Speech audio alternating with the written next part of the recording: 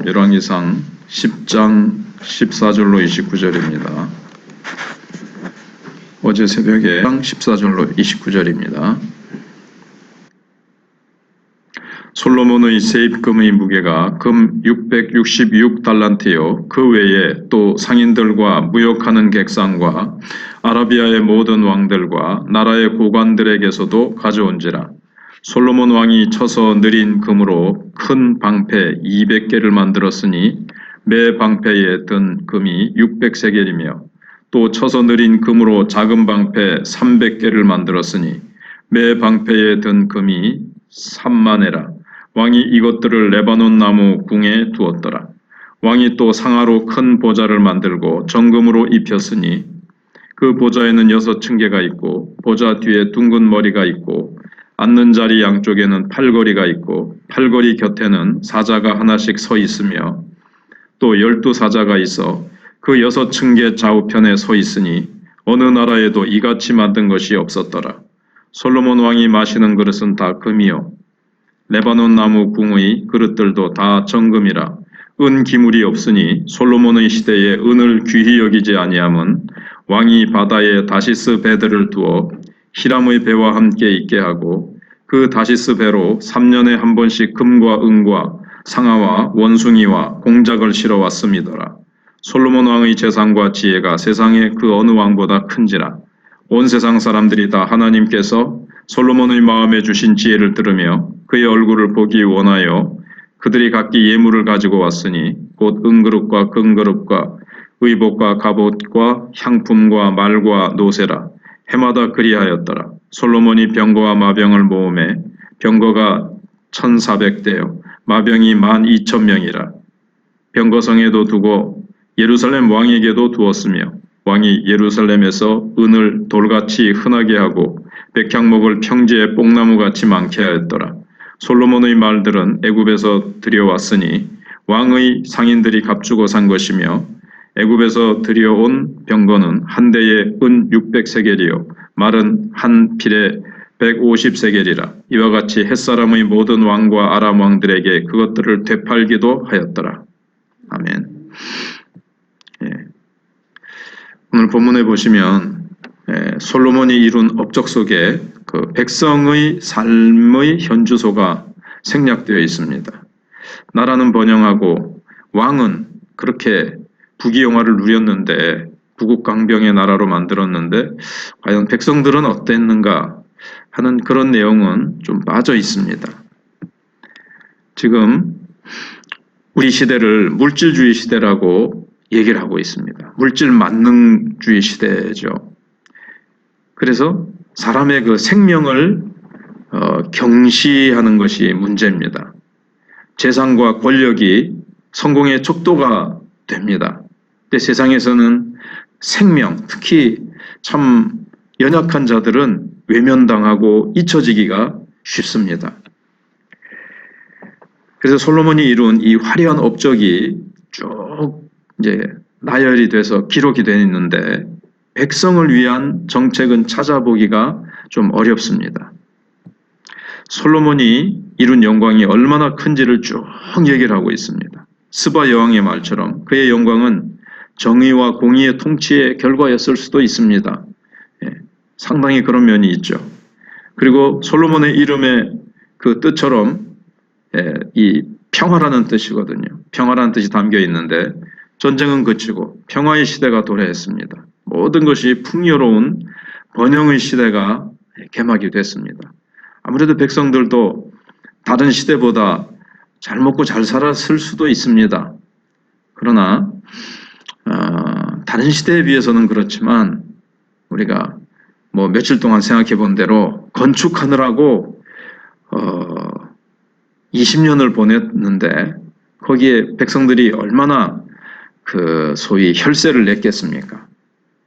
그리고 이제 가나안 족속들이 대부분 노역을 했지만 이스라엘 백성들도 참 그 건축에 함께 쏟아붓는 그런 노력들이 이제 있었겠죠. 무엇보다도 이제 세금을 많이 냈을 겁니다. 그래서 여기 해마다 들어온 세금이 금 666달란트였습니다.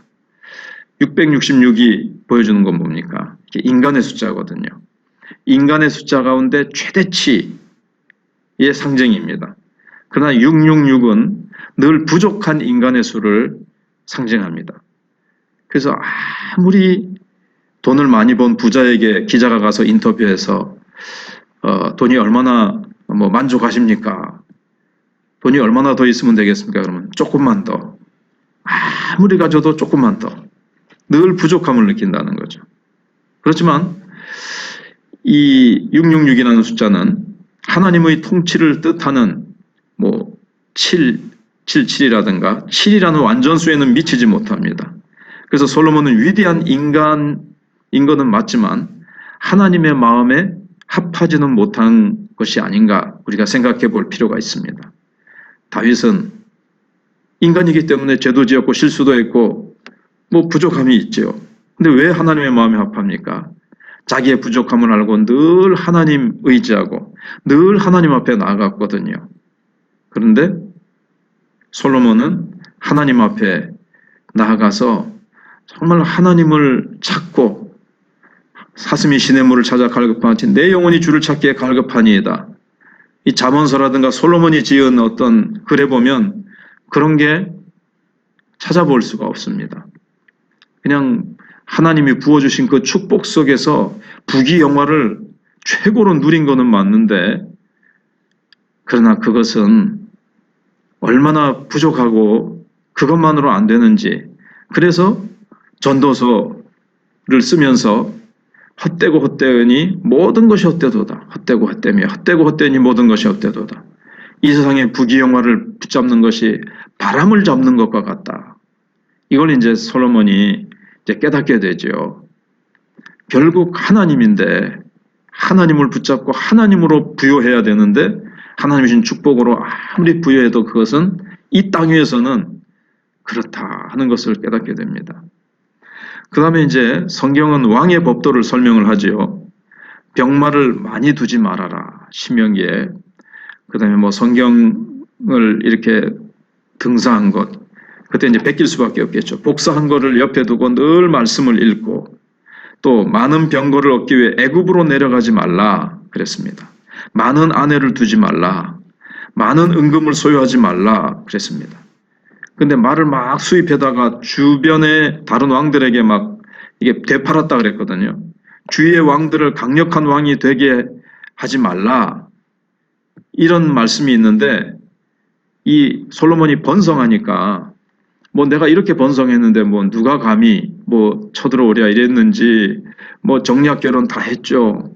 또 은금 그다음에 병거 이런 지금으로 하면 최신식 무기로 다 이렇게 갖추고 이런 식으로 그냥 막 했거든요. 하나님이 지켜주셔야 된다.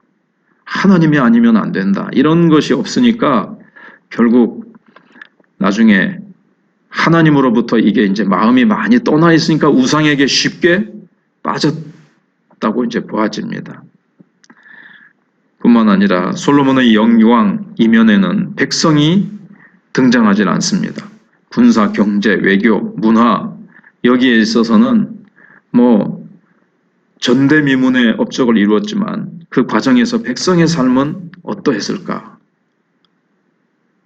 앞에서 생각해 본 대로 며칠 전에 생각해 본 대로 솔로몬이 죽자마자 르호보암 왕 때 그냥 두 나라로 쪼개지고 맙니다. 백성들이 너무 힘들다는 거죠. 그래서 하나님께서는 부강한 나라가 아니라 백성들이 함께 평화를 누리고 무엇보다도 정의와 공의를 추구하면서 하나님을 경외하는 그래서 하나님이 이스라엘 나라를 다스리시면서 그 임재 속에서 풍성한 축복을 누리되 그 풍성함이 물질적인 축복에서 그치는 것이 아니라 다윗 시대와 같이 다윗이 말씀으로 다스리고 말씀에 순종해서 하나님이 기뻐하시는 왕, 하나님이 기뻐하시는 이스라엘 백성들이 되기를 주님은 더 원하신다는 것을 우리가 기억해야 되겠습니다. 기도하겠습니다. 하나님 아버지 감사합니다. 오늘도 점점 가을이 깊어져 가는데 저희들도 영적으로 더 성숙하고 열매가 익어가듯이 하나님 풍성한 열매를 또 주님 앞에 자연 만물이 맺듯이 하나님 앞에서 저희들이 정말 열매를 하나님 앞에 드리는 계절이 돼야 되는데 우리는 얼마나 주님 앞에 우리의 두 손에 영혼 구원의 열매를 들고 또 하나님이 기뻐하시는 성령의 열매와 하나님이 기뻐하시는 사람으로 우리가 얼마나 익어가고 있는지를 보게 하여 주시옵시고 하나님 세월이 너무나도 빨리 갑니다. 날개수함의 지혜를 주셔서 하나님 앞에서 정말 이 시대를 본받지 아니하고 세월을 아끼면서 하나님이 기뻐하시는 것이 무엇인지 시험해 보라고 말씀하신 주님, 성령 충만하여 우리가 시와 찬미와 신령한 노래로 화답하며 하나님 기뻐하시는 그러한 열매를 가지고 주님 앞에 부끄럽지 않게 설 수 있도록 하나님 은혜를 베풀어 주시기를 원합니다.